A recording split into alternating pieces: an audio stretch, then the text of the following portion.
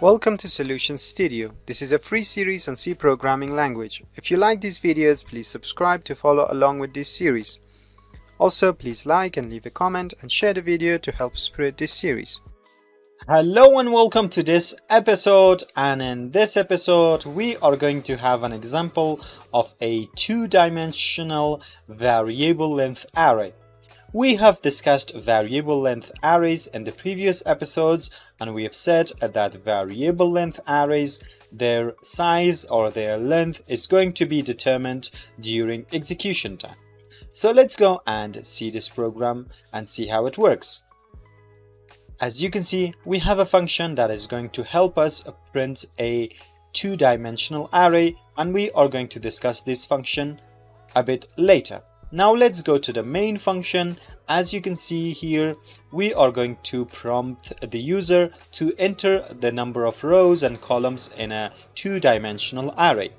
Then we are going to store the number of rows and columns into these variables, row 1 and column 1.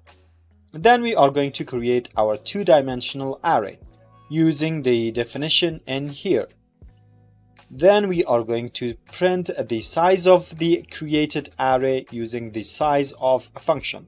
The size of the function is going to output the number of bytes this array has taken out of memory. So it's going to print some amount of bytes. Now for this array, we are going to generate some values. And as you can see, we are going to go over each row and each column. And for each row and column, we are going to go over each element, and for each element we are going to add a value, and that value is the sum of the number of row plus the number of column. And finally we are going to print the two-dimensional array that we have created. This print a two-dimensional array function, it's basically very simple. It will go over each row and each column, and it will print all of the elements in a format.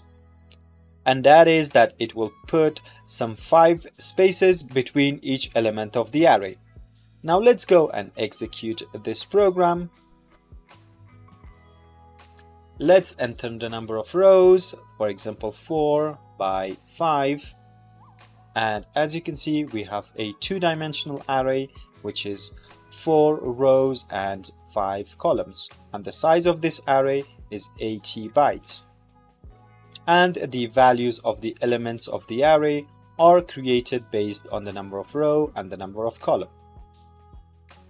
And that's it for this episode. I hope this has been informative for you, and I would like to see you in the coming episodes. Stay tuned.